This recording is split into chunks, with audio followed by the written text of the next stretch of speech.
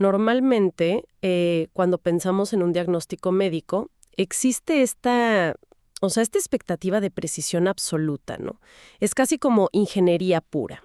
Alguien, digamos, sufre una caída, se fractura un brazo, y la radiografía muestra esa línea blanca súper irregular, pero nítida, cruzando el hueso.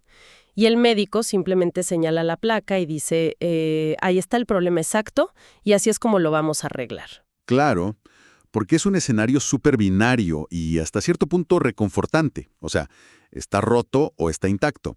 Y esa claridad visual nos fascina porque, bueno, a los seres humanos nos encanta categorizar los problemas con certezas absolutas, ¿cierto? Y con planes de acción súper lineales. Totalmente. Pero luego, entramos al mundo del desarrollo profesional. Específicamente, al momento en que un ejecutivo de alto nivel, no sé, en la industria farmacéutica, debe evaluar una oferta de trabajo. Ajá, y ahí todo cambia. Exacto. De repente, esa máquina de rayos X parece que se descompuso por completo. Los resultados salen borrosos y estamos mirando un panorama de diagnóstico que es, para ser súper honestos, un terreno pantanoso. O sea, lo que parece un avance monumental en el papel, a menudo termina siendo un retroceso devastador en la práctica. Sí, es la definición clínica de aguas turbias. Porque mira, en el mercado laboral ejecutivo, lo que brilla en la superficie de un contrato casi nunca es lo que sostiene la arquitectura psicológica del individuo a largo plazo. Qué fuerte eso de la arquitectura psicológica. Y precisamente por eso estamos aquí hoy. Bienvenidos a este análisis a fondo. Toda la exploración de hoy llega gracias al patrocinio de Pharma on Target. Una gran firma. Sí, una consultora especializada en career coaching para ejecutivos de la industria farmacéutica en toda Latinoamérica. Y hoy tenemos una misión sumamente táctica, la verdad. Vamos a extraer los hallazgos más críticos de una verdadera montaña de fuentes internas que nos compartieron. Y es material fascinante, ¿eh? Sí, 100%. Tenemos sobre la mesa notas clínicas, casos de estudio reales, guías de entrevistas y marcos teóricos que esta firma utiliza en sus programas exclusivos de coaching directivo. Así es. Y el objetivo final es que la próxima vez que quienes nos escuchan tengan un contrato de, no sé, 6 o 7 cifras frente a ellos, sepan diagnosticar con precisión quirúrgica si están a punto de pisar un trampolín profesional o si están caminando a ciegas hacia una trampa súper brillantemente disfrazada de prestigio corporativo. Que pasa muchísimo, ¿eh? Representa un cambio de paradigma profundo, porque históricamente, en la alta dirección, las transiciones de carrera se han evaluado con una calculadora en una mano y, digamos, un medidor de ego en la otra. Todo se reducía a incentivos puramente extrínsecos. Bueno, vamos a desempacar esto, porque en la cultura corporativa existe esta creencia, casi mitológica, de que el rol supremo siempre es el que deposita más dinero en el banco a fin de mes, o el que otorga el título nobiliario más largo en LinkedIn, ¿no? Tal cual. El Senior Vice President of Everything, ¿no? Exacto. Jaja. Sin embargo, las fuentes de Pharma and Target sugieren algo radicalmente distinto. O sea, muestran que los ejecutivos más resilientes de la industria farmacéutica están abandonando estas decisiones basadas en el ego para adoptar un modelo basado puramente en la ciencia del comportamiento. Ajá. Entonces, para arrancar, ¿qué es exactamente este marco teórico que estamos analizando hoy? Mira, el núcleo de toda esta documentación es un marco conceptual llamado Teoría de la Autodeterminación, Ok. o conocida como STD por sus siglas en inglés, ¿no? Y es súper vital establecer una línea divisoria aquí. No estamos explorando un decálogo de autoayuda ni la última tendencia pasajera de recursos humanos. Claro, no es un post inspiracional de redes sociales. Exactamente, no lo es. La SDT es una macroteoría científica de la motivación humana, formulada originalmente por los investigadores Edward Deci y Richard Ryan, y cuenta con décadas de literatura empírica validada por pares. Décadas, wow. Sí, y lo que postula es fascinante. Básicamente dice que para que un cerebro humano prospere, mantenga un compromiso profundo y rinda al máximo nivel sin colapsar, requiere la satisfacción innegociable de 3 necesidades innatas. Y los documentos las describen como nutrientes psicológicos. Ok, nutrientes psicológicos. ¿Cuáles son? Son 3: autonomía, competencia y relación. Autonomía, competencia y relación. Me gusta el término nutrientes psicológicos porque, o sea, cambia el enfoque de la fachada del edificio a los cimientos que realmente lo sostienen a diario, ¿no? Totalmente. Porque si observamos cómo opera normalmente el mercado laboral, incluso a nivel de vicepresidencias o direcciones generales, el proceso es pasmosamente reactivo. Alguien recibe un mensaje de un headhunter o una alerta de LinkedIn y la evaluación subsiguiente se limita a una rudimentaria lista de pros y contras. Sí, la clásica lista. Tipo, me pagan un 30% más, me dan un mejor auto, bueno, pues acepto. Y es un ciclo de reactividad tremendo, donde el profesional prácticamente cede su agencia. Coloca su motivación bajo el control total de factores externos. Y aquí es donde las notas clínicas sobre economía del comportamiento y neurociencia que tenemos, pues nos dan un baño de realidad helada.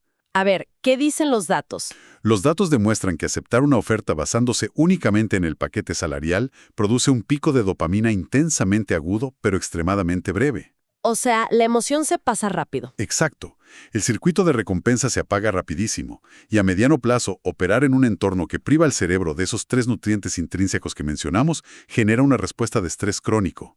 Los niveles de cortisol se elevan por las nubes, el rendimiento cognitivo disminuye, y bueno, el resultado inevitable es el temido burnout. Wow. Entonces, digamos, para ponerlo en términos súper cotidianos, es el equivalente a pagar una fortuna por adelantado para cenar todos los días en el restaurante más exclusivo y fotografiado del país. Pero, al sentarse a la mesa, resulta que el personal te prohíbe mirar el menú y te obliga a ingerir un platillo al que eres severamente alérgico. Es una analogía gráficamente precisa. Me encanta. Es que ese salario extra que paga la nueva empresa es, en términos prácticos, una indemnización anticipada por la indigestión crónica que vas a sufrir durante los próximos 3 años. Exactamente. El bono de contratación es simplemente el pago inicial por tolerar la miseria futura. Y lo que propone la teoría de la autodeterminación y lo que los coaches exigen a sus ejecutivos es transformar esa pasividad en un diseño proactivo. Ok. El objetivo deja de ser conseguir un empleo prestigioso y pasa a ser auditar y diseñar un entorno social que permita la prosperidad cognitiva. Y bueno, siguiendo tu línea del restaurante, el primer paso para evaluar ese entorno es investigar a fondo quién diseña realmente el menú y quién dirige la cocina. Que eso nos introduce de directo al primer nutriente, que es la autonomía, ¿verdad? Exactamente, la autonomía. Entendido. O sea, dejar de mirar los adornos del salón y entrar directo a la cocina.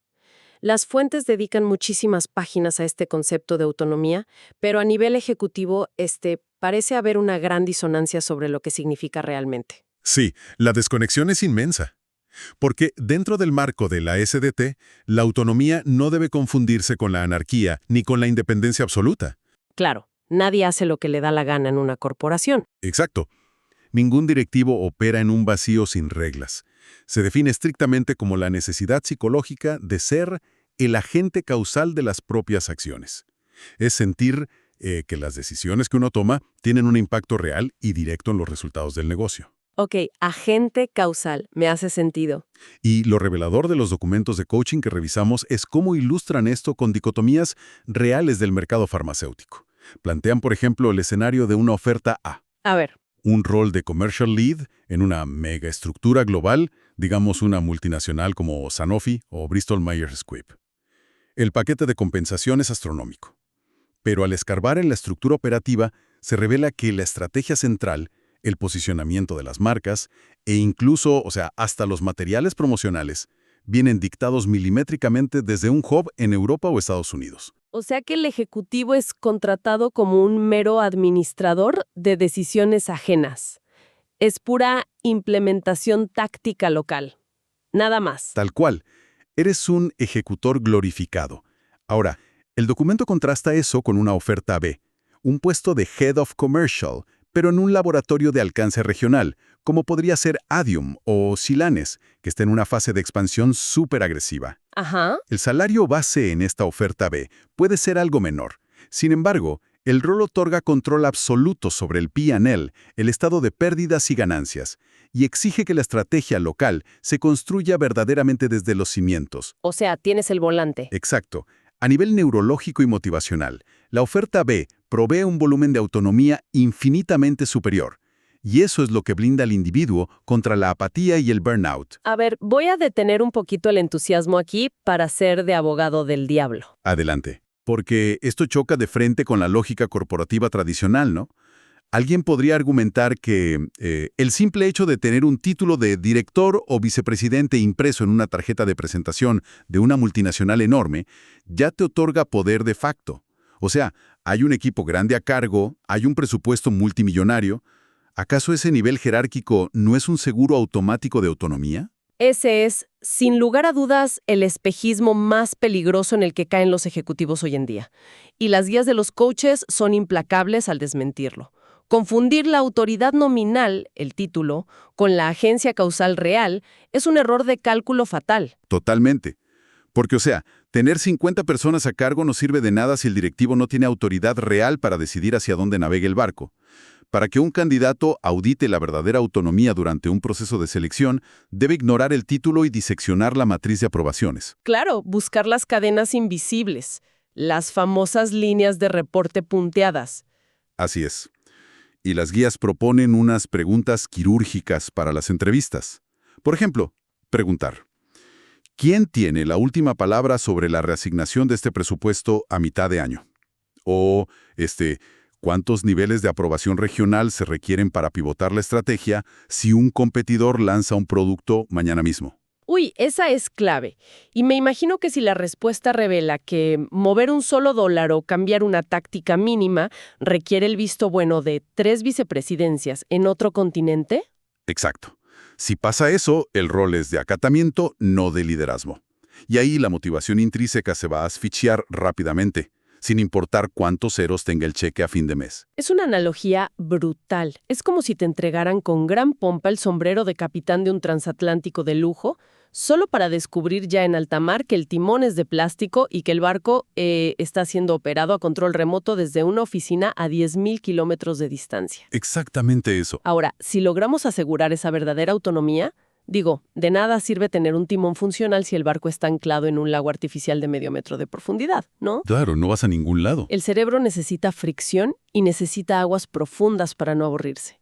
Y esto conecta orgánicamente con el segundo pilar que describen las notas, que es la competencia. Sí, esa transición hacia la fricción es fundamental, porque en el vocabulario de la teoría de la autodeterminación, la competencia no tiene absolutamente nada que ver con ganar un torneo o pisotear a un rival en la oficina para subir de puesto. Ok, no es ser competitivo en ese sentido. No. Se refiere a la necesidad neurobiológica de interactuar eficazmente con el entorno, de experimentar un sentido de maestría progresiva y, crucialmente, de adquirir nuevas capacidades. El estado de flujo psicológico solo se alcanza cuando el profesional se enfrenta a lo que la teoría denomina un desafío óptimo. Un desafío óptimo. Y lo que resulta fascinante de este concepto es que dinamita por completo una creencia muy arraigada en las altas esferas corporativas. O sea, yo solo pensar en la competencia como el principio básico del entrenamiento de resistencia en el atletismo, ¿no? A ver, ¿cómo es eso? Pues si un deportista de élite levanta exactamente el mismo peso haciendo el mismo movimiento todos los días durante 3 años, su cuerpo no es que se mantenga en el nivel óptimo, más bien sus fibras musculares se atrofian por falta de un estímulo nuevo. 100%. Y sin embargo, existe esta noción casi dogmática de que al llegar a una dirección general, el objetivo es encontrar un puesto donde uno simplemente deba aplicar lo que ya domina, para minimizar el riesgo de fracaso. Jugar a lo seguro, pues. ¿Sí? Y los casos clínicos que analizamos demuestran que jugar a lo seguro es, paradójicamente, el mayor riesgo para la viabilidad a largo plazo de una carrera ejecutiva. Buscar la comodidad cognitiva constante es literalmente firmar una sentencia de obsolescencia. ¡Qué fuerte! ¿Y cómo ilustran esto las notas del coaching? Lo ilustran con el dilema real de una gerente médico muy senior. Toda su carrera ha estado anclada en la oncología de tumores sólidos. Y de pronto recibe una oferta dorada de Johnson & Johnson Innovative Medicine para liderar exactamente esa misma área. Es un terreno que domina a la perfección, ¿sabes? Puede hacer el trabajo con los ojos cerrados. La zona de confort absoluta. Exacto. Pero simultáneamente surge una oferta B en una compañía biotecnológica como Biogen, que está incursionando en un territorio desconocido para ella, la neurooncología. Además, el rol le exige estructurar desde cero todo el departamento de evidencia del mundo real, el famoso RWE, y negociar modelos predictivos súper complejos con corporaciones como IQVIA. ¡Wow! Eso es un salto hacia aguas extremadamente turbulentas. O sea, requiere una plasticidad cerebral inmensa a una edad o a un nivel de seniority en el que muchos ejecutivos más bien buscan instalarse en la rutina y cobrar el cheque. Exacto. Pero si analizamos esto bajo la estricta óptica de la empleabilidad futura y la salud mental, la oferta B es la única decisión lógica. Porque mira, la oferta de J&J satisface la necesidad de competencia en su forma más básica y efímera. Permite exhibir destrezas pasadas. Ajá. Pero la oferta de Biogen impone un estiramiento cognitivo severo y buscar intencionalmente roles que obliguen a dominar disciplinas emergentes, ya sea inteligencia artificial aplicada al go-to-market o farmacogenómica o nuevos modelos de acceso, es verdaderamente el único mecanismo real para mantener el cerebro alerta y el perfil profesional relevante a futuro. En resumen, si la descripción de un nuevo puesto no te provoca un ligero nivel de intimidación intelectual respecto a todo lo que vas a tener que aprender, es matemáticamente seguro que te va a generar una apatía insoportable antes del primer año. Absolutamente. El aburrimiento a ese nivel es letal. Totalmente. Bueno, pasemos ahora a la última pieza del rompecabezas. Tenemos el timón real con la autonomía, ¿no? Y tenemos un océano súper desafiante con la competencia. Pero si la tripulación a bordo crea un ambiente tóxico y despiadado, pues el viaje sigue siendo un infierno. Y ahí llegamos al tercer pilar, la relación o el vínculo social. Exacto. Y este es, históricamente, el nutriente más subestimado por los ejecutivos durante una negociación. Y para ser honestos, también es el más difícil de medir desde afuera, sin estar ya dentro de la organización. Claro, porque nadie te dice en la entrevista, somos súper tóxicos. Nunca. Te dicen que son una gran familia. Pero la relación aborda la necesidad intrínseca de conexión auténtica, de pertenecer verdaderamente a un ecosistema donde existe cuidado mutuo y una seguridad psicológica genuina. O sea, no se trata de lo que está impreso en los pósters de valores corporativos en el pasillo, sino de la dinámica real del poder en las juntas. Y las fuentes documentales de la consultora son muy enfáticas en no trivializar esto, porque contrastan modelos muy específicos de la industria, ¿cierto? Profundamente. El material destaca, por ejemplo, el modelo de liderazgo VAC, promovido por Roche. VAC. ¿Qué significa? Significa visionario, arquitecto, coach y catalizador. Y cuando este modelo no es solo relaciones públicas, sino que se ejerce operativamente de verdad, fomenta un entorno de colaboración cruzada donde el error se ve como una iteración necesaria, no como un motivo de despilo. Qué importante esa diferencia. Y en el extremo opuesto, documentan culturas corporativas que funcionan bajo un sistema de silos fortificados. Lugares donde, no sé, la dirección de marketing y la dirección médica se ven mutuamente como obstáculos, no como aliados. Son ecosistemas puramente transaccionales, fríos y altamente politizados. Pero a ver, pongamos esto bajo la lupa del pragmatismo extremo. Alguien que escucha este análisis podría pensar, a ver, estamos hablando de vicepresidencias, de puestos directivos top. Nadie asciende a este nivel para organizar retiros espirituales ni para ser amigos entrañables. No. Si me pagan un bono gigantesco y mantengo una relación cordial y estratégica con el gerente general o el CEO, ¿qué importa si las otras direcciones operan en silos y no hay una conexión cálida? Es una objeción súper común, pero la neurobiología responde a esa duda de manera fulminante. La falta de un vínculo social seguro en el entorno de trabajo no es un simple problema de falta de amigos. Es un problema de sangrado de recursos cognitivos. Sangrado de recursos. A ver, explícame eso. O sea, operar en una estructura de silos desconfiados obliga al cerebro a mantener un estado de hipervigilancia constante. Cada correo electrónico que envías se vuelve un acto de defensa personal.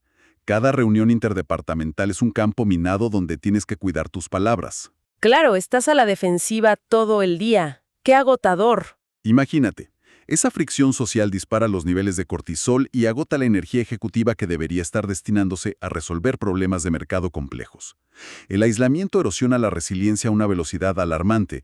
Por ello, los coaches marcan una señal de alerta roja fosforescente durante el proceso de selección. ¿Y cuál es el síntoma específico de esa señal de alerta? ¿Cómo lo detectas desde afuera? La detectas a través de la fragmentación intencional del candidato. ¿Cómo así? Mira, si durante la ronda de entrevistas finales el Departamento de Recursos Humanos o el jefe directo muestran resistencia o bloquean explícitamente tus solicitudes para reunirte a solas con tus futuros pares, Ah, o sea, si no te dejan hablar con ellos. los regulatorios antes de firmar el contrato, es momento de abortar la misión de inmediato. Wow. Esa opacidad es el indicador más confiable de un ecosistema que encubre desconfianza institucional profunda y donde la colaboración cruzada es una completa ficción.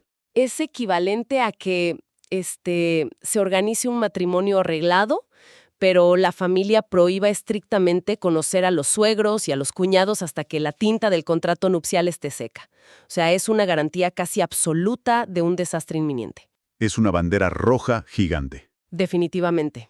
Y bueno, para aterrizar toda esta macroestructura teórica, el material nos proporciona la transcripción de un escenario simulado que sinceramente es oro puro.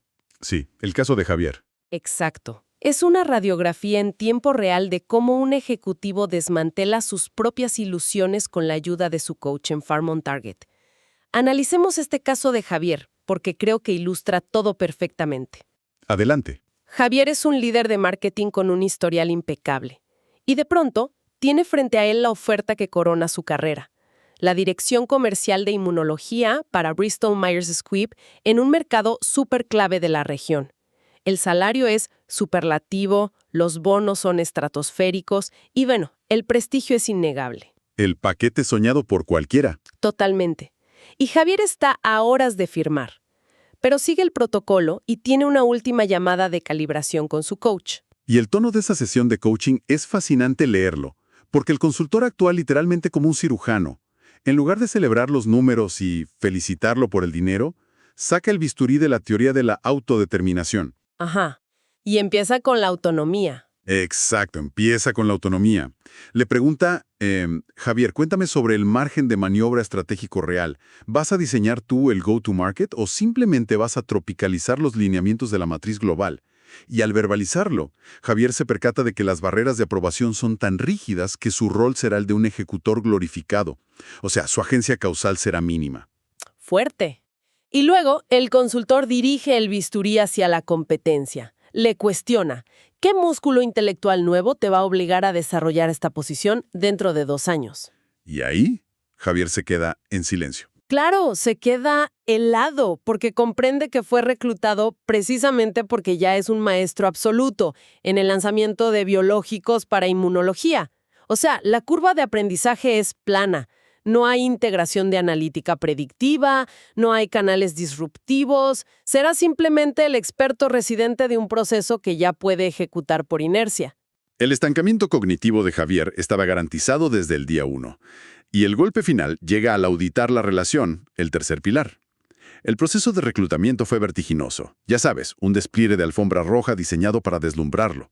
Javier cenó con el vicepresidente regional, tuvo videollamadas amables con recursos humanos. Pero el coach le hace notar la ausencia letal. Exacto.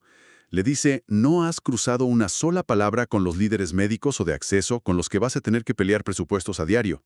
El ecosistema social era una caja negra total. Y al sumar, la falta de control estratégico, la ausencia de un desafío intelectual genuino y esta ceguera total sobre la cultura colaborativa, la ilusión del prestigio se evapora por completo.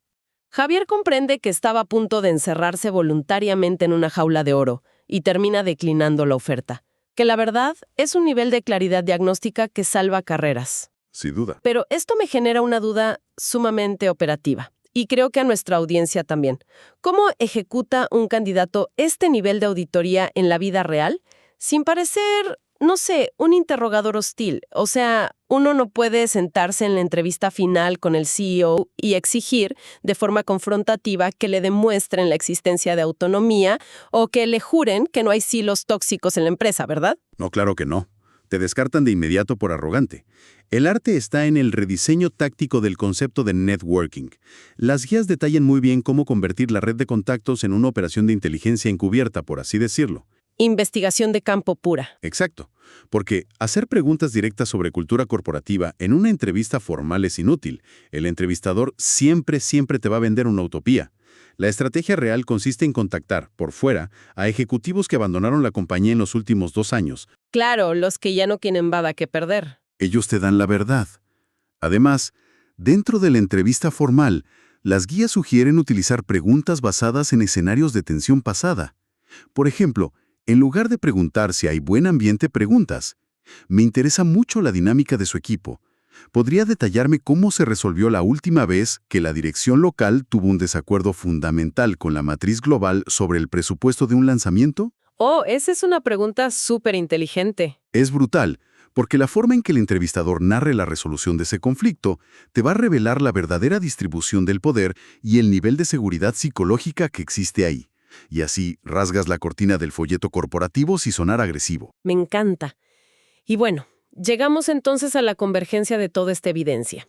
El mensaje central que se destila de estas páginas es que firmar un contrato laboral, a nivel directivo, jamás debe verse como una simple transacción mercantil de, no sé, de horas de vigilia a cambio de dinero y un título rimbombante. Exacto, es mucho más profundo. Una oferta es, literalmente, un complejo paquete de nutrientes psicológicos. Este marco de evaluación debe utilizarse por quienes nos escuchan como un escáner de seguridad implacable.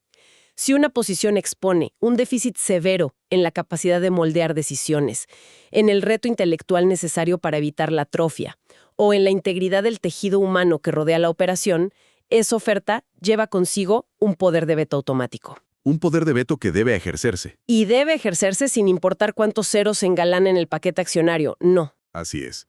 Porque renunciar a esa falsa sensación de seguridad externa, al ego, para proteger la maquinaria interna de tu propia motivación, es el verdadero rasgo de un liderazgo maduro y sostenible. Y esto nos deja con una reflexión final que, sinceramente, va mucho más allá de ser el candidato sentado en la silla de entrevistas. Si interiorizamos que la autonomía, la competencia y la relación son requisitos innegociables para el rendimiento sostenible, ¿qué sucede cuando nosotros somos los que estamos del otro lado de la mesa? Esa es la pregunta clave. Claro, porque cuando un ejecutivo asume ese nuevo rol de vicepresidente o director general, asume también el control total del ecosistema para otras personas. Se convierte en el arquitecto. Exacto. Y la pregunta aterradora que deben hacerse los líderes es, al estructurar las aprobaciones en mi equipo, al asignar los proyectos y al modelar la cultura diaria, ¿estoy proporcionando activamente estos 3 nutrientes vitales a mi gente? ¿O me estoy convirtiendo, sin darme cuenta, en el arquitecto de las mismas jaulas de oro que acabo de aprender a evitar en mi propia carrera? Es una interrogante profundísima, porque cambia el enfoque de la pura supervivencia individual a la responsabilidad sistémica que tiene el líder con su organización. Una responsabilidad que al final del día define el legado de cualquier trayectoria directiva. Así que para quienes nos sintonizan, la próxima vez que evalúen un movimiento profesional, utilicen este escáner. Miren mucho más allá de la radiografía superficial del salario y busquen esas corrientes profundas que van a determinar su viabilidad intelectual y emocional a largo plazo. Es el mejor consejo que se pueden llevar hoy. 100%. Agradecemos infinitamente a nuestra audiencia por acompañarnos en este análisis detallado y a Pharma on Target por hacer posible esta exploración. Hasta la próxima y no olviden investigar siempre, con rigor absoluto, quién es el verdadero dueño de la cocina antes de sentarse a reservar la mesa.